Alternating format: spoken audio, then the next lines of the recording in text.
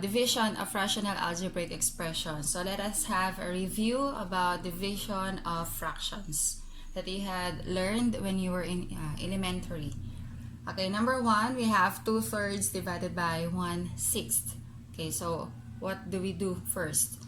So ang ginagawa natin, we change this operational symbol into multiplication. Okay, so ginagawa natin, copy the first fraction and then change this into multiplication, and then get the reciprocal of the second fraction. So the reciprocal of 1/6 is 6/1 or simply 6. And then proceed tayo dun on how to multiply fractions. So numerator to numerator and then denominator to denominator. Or mahanap tayo ng common factors. Okay, so common factor which 6 and 3, there's common factor of 3.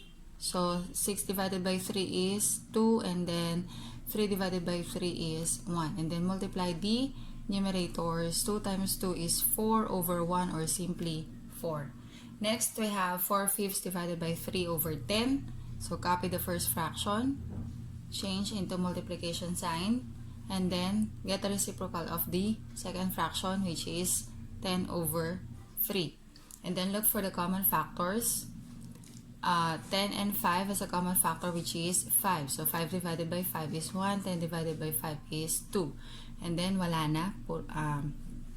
Ito meron pero numerator sila, so hindi sila pwedeng i-cancel out. So multiply, 4 times 2 is 8/1 times 3 is 3, 8/3. So yung process, yung steps na ginagawa natin in division of fractions, same lang doon sa division of rational algebraic expressions. So kung anong ginawa natin dito, ganun lang din ang gagawin natin sa susunod. Okay, so for our first example, we have 9x/2x minus 1 divided by 5x/6x minus 3. So yung first step natin, copy the first fraction, which is 9x/2x minus 1, and then change this into multiplication sign. Get the reciprocal of the second fraction. Yung numerator magiging denominator, and then the denominator will be the numerator. So in this case, magiging 6x minus 3 all over 5x. And then, bago tayo mag-cancel out, factor muna tayo. Baka may factorable. Ito, factorable. So, hindi pa tayo muna titigil. Hindi muna tayo mag-multiply. Pag lahat yan ay hindi naman factorable, meaning prime sila lahat, just multiply the numerators and the denominators. Tapos na. Okay, so we have 9x/2x minus 1 times the common factor is 3. So, labasan 3. 6x divided by 3 is 2x. Negative 3 divided by 3 is negative 1/5x. Okay, so pwede na tayo mag-cancel out. So, we have x here, and then may x din dito. Cancel yan. Then, 2x minus 1, 2x minus 1. So, wala na. Wala na silang common factor. So, multiply. 9 times 3 is 27/5. Okay. Okay, for our next example, we have 4x squared all over 4x cubed plus 20x squared divided by 3/x squared plus 4x minus 5. So, gawin natin yung first step. Pwede naman ninyong pagsabayin. Pagpalit ninyo ng multiplication sign and then pagkuha nyo ng reciprocal nito, ng second fraction, pwede nyo nang isabay yung pag-factor para tipid sa space. Mahilig kasi ako sa ganun. May tipid sa tinta, tipid sa space. Okay. So, equals 4x squared over, pwede na natin i-factor to para sabay na. Common factor is 4, tsaka yung x, pareho sila may x, the least exponent is 2. So, that is the CMF. So, 4x squared ang common factor. And then 4x squared divided by 4x cubed divided by 4x squared is x na lang. Plus 20 divided by 4 is 5. And then x squared divided by x squared is 1. And then change this into multiplication sign. So ito mapupunta doon. Factor na natin to. factorable yan. So, dalawang binomials. Itong 3 mapupunta sa denominator. Isulat na natin. Okay, so x, negative yon. So, isang positive, isang negative. Factors of 5, 5 and 1 lang. So, ang sign ng middle term is positive. The larger factor is 5. So, dito yung 5, dito yung 1. And then, pwede na tayo mag-cancel out. So, 4x squared, meron ditong 4x squared din. So, 1 na lang matitira dito. Ayan, 1 yan. And then, we have x plus 5 here, x plus 5. Okay, tapos, wala na. Okay, so, multiply na natin. 1 times x times 1 times the quantity of x minus 1 is x minus 1 over 3. Okay. For our last example, bago kayo magsagot on your own, pero pwede rin naman kayo na sumabay dito. We have x squared plus 7x plus 12 all over x squared minus 6x plus 8 divided by x squared plus 8x plus 16 all over x squared minus 16. It is very important na pagka nagsasagot kayo, basahin nyo muna lahat para maiisip ninyo kung ano ba ang pwede ninyong gawin. Okay, so factorable sila lahat. So, pagsabayin na rin natin. Factors of the numerator, perfect square general trinomial where a is equal to 1. So, dalawang binomials yan. X, factors of 12, that when added, the sum is 7. Dahil positive yan, puro positive danting to. So, factors of 12, 4 and 3. Okay. Over. So, this is a general trinomial as well. So, dalawang binomials. So, isang x. Pag nagpa-practice kayo, kitang-kita nyo na kung anong klaseng factoring technique ang gagamitin ninyo. Okay, this is positive. So, pareho ng sign. This is negative. So, ibig sabihin pareho silang negative. And then, the factors of 8, that when added, the sum is 6, 4, and 2. Change this into multiplication sign. And then, reciprocal ng second fraction. So, itong denominator mapupunta doon. I-factor natin to. Difference of 2 squares. So, isang plus, isang minus. Square root of 16 is 4. Okay. So, itong nasa numerator mapupunta sa denominator. This is a perfect square trinomial. So, square of a binomial ang sagot. Kung ginawa ninyo general trinomial to, wala naman problema kasi mapupunta din kayo dito. Ang kaibahan lang, hindi siya naka-square, dalawa ang mangyayari. Wala namang kaso yun. Okay, so x 16, the square root of 16 is 4. The sign of the middle term is positive, so this is positive. Okay, so pwede na tayo mag-cancel out. We have x plus 4 here. Meron tayong dalawang x plus 4 here. Cancel natin to. May matitira pang isa. But we still have x plus 4 here in the numerator. So, wala na talaga yung x plus 4. So, 1 na lang ang natira dyan. We have x plus 3 here. Walang x plus 3. Proceed. X minus 4. We have x minus 4 here in the denominator. Cancelled out. So, we are left with x plus 3 all over x minus 2. Okay, so kayo, try na ninyong mag-answer.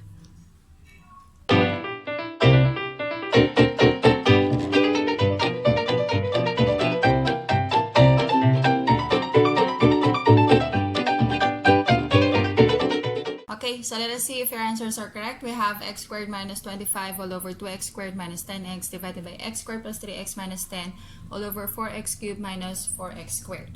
Okay, so factor na natin. Sabay natin yung isang step. Factors of x squared minus 25, x plus 5 times the quantity of x minus 5. All over, the common factor is 2x. So, labas ang 2x. So, we are left with x minus 5 times, okay, the numerator will be the denominator. So, common factor, factorable, general trinomials. So, x here, the sign of the last term is negative, therefore, isang positive, isang negative. So, factors of 5 that when subtracted, the difference is 3, 5, and 2. The sign of the middle term is positive. So, mas malaking factor is 5. So, dito ang 5, dito ang 2. Okay. Tapos ito, common factor is 4x squared. So, 4x cubed divided by 4x squared is x na lang. And then, negative 4x squared divided by 4x squared is negative 1. And then, we can proceed sa cancellation. So, we have x minus 5, okay? And then, we divide tayo, ha? Okay, so x plus 5, and then we have x plus 5 here. So, 1 na lang ang natira. We have 4 here, and then 2. Common factor is 2. And then, we have x squared here. Meron din ditong x. So, canceled out yung isa. Natira ng isang x. And then, wala na. Okay. So, natira 2x times the quantity of x minus 1 over all over x minus 2.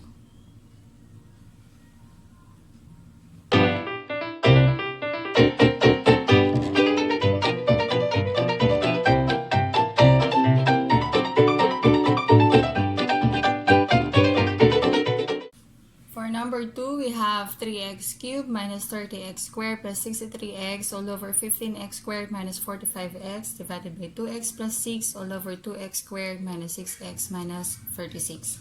Pagka mga ganyan kalalaking number, huwag masyadong matatakot, ha? Huwag masyadong mabibigla. Unti-untiin. Baka may common factor sila, ilabas muna natin para mas maging simple. Okay, so common factor is 3 kasi lahat ng numerical coefficients are divisible by 3. 6 plus 3 is equal to 9. Therefore, this is divisible by 3. So, labas natin ang 3. We have x here. May x dito. May x dito. The least exponent is 1. So, ilabas yung isang x. And then, divide. 3x cubed divided by 3x is x squared. Minus 30 divided by 3 is 10. X squared divided by x is x. Plus 63x divided by 3x is 21. All over, the common factor is 15x. Okay, so common factor is 15x. 15x squared divided by 15x is x. 45, negative 45x divided by 15x is minus negative 3. Times, ito, palit. Reciprocal. So, common factor is 2. Tapos, we have x squared minus 3x minus 18. Okay.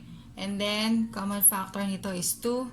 So, 2x plus 6 divided by 2 is 3. Okay. So, itong dalawa, factorable pa. So, kopyahin muna rin natin. Mamaya na tayo mag-cancel out para sabay-sabay. So, general trinomial, so dalawang factors yan. Dalawang binomials yon. So, we have x here and x here. This is positive, so ibig sabihin pareho ng sign, but the middle term is negative, so pareho silang negative. Factors of 21 that when added, the sum is 10, 7, and 3. All over, na-factor out na to. So, 15x times x, the quantity of x minus 3. Kopya lang. Times. Ito, factorable pa. So, kopya yung 2. General trinomial. So, x here and then x here. The sign is negative. So, magkaiba ng sign. Isang positive, isang negative. Factors of 18 that when subtracted, the sum is 3. The difference is 3. So, 6 and 3. The sign of the middle term is negative. So, dito yung 6. Dito yung 3. All over, kopya. Kasi na-factor na yan. Factor. Okay. O, ayan. Malinis na. So, pwede na tayo mag-cancel out. So, 3, 15. Common factor is 3. May natira ka pa ditong 5. X dito, x. So, wala na yan. So, x minus 3 dito. May x minus 3 dito. Cancelled out. 2 and 2. Kitang-kita. Tsaka ito, x plus 3. Kitang-kita din. So, ano natira sa numerator? We have x minus 7 and then the quantity of x minus 6 all over, Ang natira na lang dito sa denominator is this, 5. So, this is the quotient.